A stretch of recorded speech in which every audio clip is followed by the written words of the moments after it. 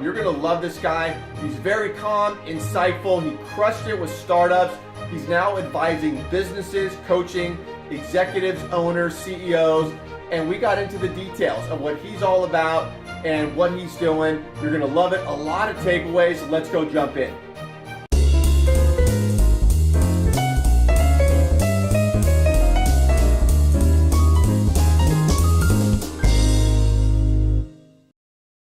Hi, everybody. This is Paul Hitchcock, the founder and president of Giant Jacks Media, and thank you for joining Giant TV. Really excited to have my guest here, Randy Emelo, who is the principal consultant for his own firm. Welcome, Randy. Hey, Paul. It's good to see you again. Yeah. Now, we were talking offline because I see that guitar in the background, and you were telling me you play guitar and recently took up bass. Awesome. Do you do that in a band or just at home? Just at home, just with me. This is, it's one part. I have a creative side. I always have. I like, to create solutions for my customers, but I also like to pick up my instrument and, in a sense, I guess it helps to kind of recenter me in the middle of the day when Absolutely. I get kind of carried away or over-focused, over-indexed on my work or someone else's problem. It's kind of a good outlet and release. I love it. Well, let's get into your business. Obviously, you and I have gotten to know each other, recently, and you have a great business. Tell our audience, what exactly are you focused on with your practice? Yeah, it's kind of taken me a long time to get here, Paul, but what I do, I have my graduate degree is in organization design and effectiveness, a fancy way of saying organizational effectiveness, organizational development. And what I like to do is I like to work with organizations that are, looking to try to get some breakthrough growth, either change or shift their organizational culture, or they're looking to up their performance game. To meet the challenges, the growth challenges that come from expanding your business. And I do a lot of coaching, executive coaching, or helping people. Really, the way I prefer to think about it is helping leaders to overcome some of their limiting beliefs. And I work a lot around mindsets to help individuals as well as teams become more effective. And I also work on the organizational effectiveness side, helping my customers to innovate their processes and strategically align their business functions, things like that. And Randy, are you working with specific industries or sizes of companies, or is it kind of a broad brushstroke? Yeah, I mean, it's a good question. Throughout my career, I've worked with different sizes of industries. So I've worked with a lot of the Fortune 500, Fortune 50, Fortune 2000, and helping them to create mentoring and coaching systems and processes. But I find myself over the last 7 or 8 years focusing on smaller mid-sized companies. I myself have been a founder or co-founder of 4 startups, and so I think I bring some experiential understanding of how to create a lean team to focus on early as well as mid-stage growth and development. So today, I would say I find myself working with more smaller mid-sized companies between 5 million and 400 million in revenue. Okay, and in different industries too. I mean, you brought that question up. I don't know. I don't really focus on any one industry, but I find myself today, if I look at my portfolio of customers, I have a combination of software customers as well as service-based organizations. And oddly enough, construction and power and utility and energy. For those have been kind of the niches that have been emerging lately. Interesting. Well, what does that engagement look like? So, example, where a company has certain challenges or opportunities, they need your help. What happens there? You come in, and what specifically do you do initially, and what are you focused on as an example? Yeah, I mean, initially, what happens is I end up getting introduced, or one of the executives at the top of the company, either the COO who's looking to improve efficiencies in their operational units and functions, or the CEO who's looking to work and create their executive team. That's where a lot of my engagements start, either with one of the C-level officers, or if it's a smaller team, then with the founding group. And then as they grow, I end up working with that next tier down leader and their teams. So customer service team, or the sales team, or the engineering team, things like that. That's how a lot of my engagements get started. Are you on site, or are you Zooming, and how long of an engagement is it typically? Yeah, it is kind of interesting. The pandemic, of course, pushed us all virtual. I did a lot of my work even before the pandemic virtually, so I don't have the need to be face to face. But I now enjoy the luxury of going and working with intact teams, and doing part of what I do is I'll do a series of workshops that are interventions around improving, change readiness, or change management, or communications, or, some system-based focus that it's better to work with the team, an intact team, bring them all together, and, get 4 to 6 hours of concentrated workshop time to either innovate, create a process, or work on their interpersonal processes. So I it's a combination, Paul, to answer your question, of on-site, face-to-face, and virtual remote contact in between, being able to connect. Some of I would consider more of because every one of these engagements is a little bit unique or different. A lot of times when I'm working with an executive and their team, then at least once a quarter, I'd like to get a couple hours with them, either virtually or face to face, when they have their quarterly team meetings or something like that, where I can come in and address a developmental topic to help them think about the psychology of leadership, or help them to understand, how they think and how they're interacting, how they're behaving, what the attitudes, what the mindsets are that might be creating, some limiting beliefs, and really helping to kind of focus on one aspect or another of that team's functionality to help them gain some breakthrough, not only insights, but behaviors and a plan. Yeah, I find that fascinating when you talk about going into the company and doing some workshops with leadership and so forth.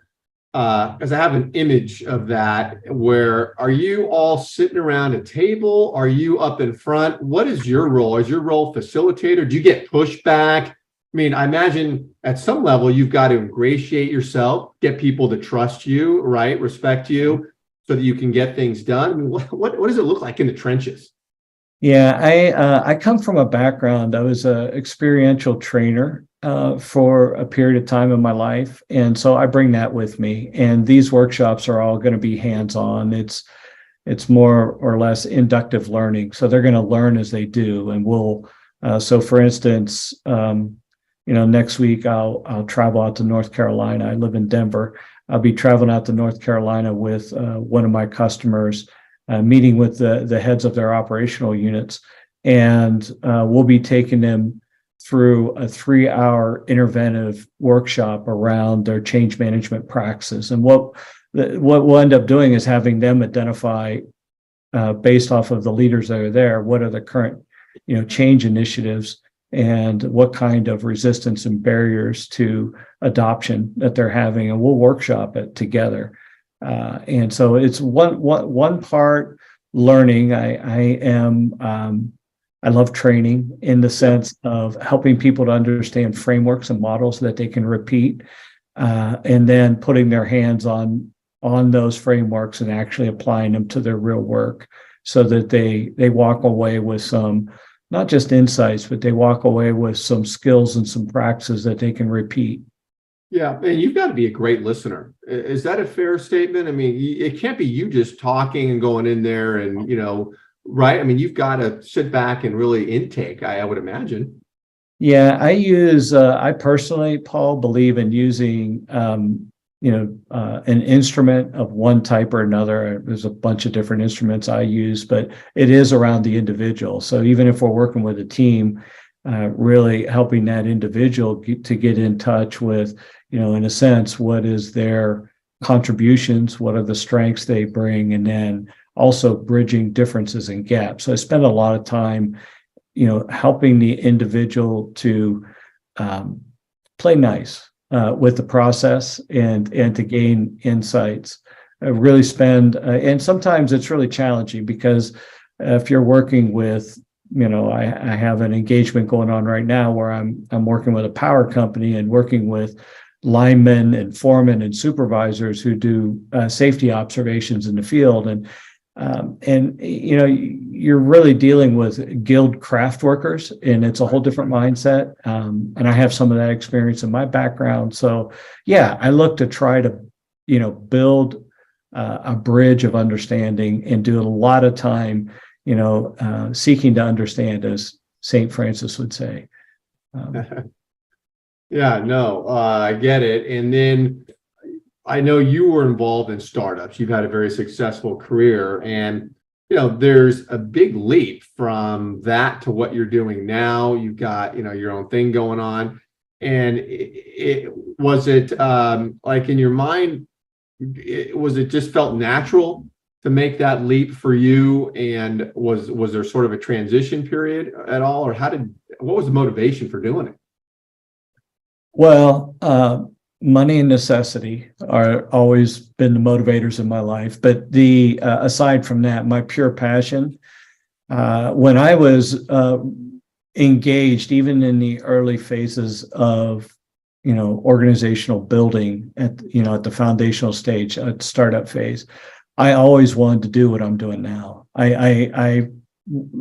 That was, and I used to, even the investors and some of the board members that I've had in my past, that would always be the side conversations about, I would love to be in the advisory capacity that you're in, only bringing what I do best to the table, which isn't to advise around money or, some of those things, but more around, the team building, the innovative process of creating a business. In a sense, Paul, I've kind of, I feel like I spent the last 30 years preparing for this role. Oh yeah, I can see that. And when you're done with an engagement, I mean, Randy, is it months or is it years that you're involved with companies? I want to ask first. Of course, that's the it depends question. Most of my customers, though, that I do have, I've had for years. And when I get a customer, I think that way personally. I approach all my engagements as though they're going to be durable and reliable, and I'm in it for the long haul as long as they want me around or feel they have need of me. Of course, organizations go through different cycles and changes, and my talents are more or less valuable to them. And so I go in and out of engagements, but I would say typically, the standard commitment phase that I look at is probably someone who wants, to try this out for, 6 months, and then we see. But then my experience is that it ends up becoming, years, and what I'm doing with the organization, of course, shifts and changes because I really am trying to work myself out of a job by instilling the systems and processes that I bring along, the insights and the perspectives that I might bring. I try to transfer that to the organization and to their leadership core so they're not dependent on me. But Yeah. I would say that I still end up doing things like facilitating strategic, annual strategic events or quarterly. Depends on which system they're using, but if they're using Traction, I'll come together and do their quarterly pulse meetings, and just as a facilitator. And a lot of times I'm engaged with their leaders from a coaching standpoint on an ongoing basis as they're looking to try to be the best leaders they can be. Yeah. Yeah. And you get into that, you say the coaching, you mentioned that part of it, that's working one-on-one with the leaders and coaching on what? I mean, everything under the sun for them, or do you focus on a couple things, Can be anything under the sun, but whatever we put together a development plan. So typical coaching engagement there would be an induction or an intake period of time, probably do some assessments with them where we can get some insights from those people that they're impacting, and put together a couple developmental learning goals and objectives, breakthrough goals that they want. And the typical engagement would be focused for 6 months, and then in meeting twice a month, typically for 6 months. And then at the end of that period of time, a lot of times I'll go away. If it's a more junior leader, if it's a more senior leader, and they're really getting a lot of value, they oftentimes want a longer term relationship, because quite frankly, they just get a lot out of it, of having someone who knows them well enough to be able to advise them on emergent issues, as well as having developmental issues. My experience is the poor leadership behaviors that I learned or that I gravitated towards when I was younger, I still carry those with me. Those are still my fallbacks. I need constant reinforcement, and I need to constantly be, in conversations with somebody, a mentor or coach who's going to help me continue to grow in those areas. So those relationships, though they back off in intensity, typically go to once a month instead of twice a month. And a lot of times I'll start work, they'll want me to start working with their team, people who report up to them. Yeah. And I think that just sounds awesome, where you have those leaders where it can be kind of isolating for them to be where they are, because there's probably issues you talk about with them that they can't bring up with management, and having a confidential resource like you getting into the weeds, I would imagine is awesome for them.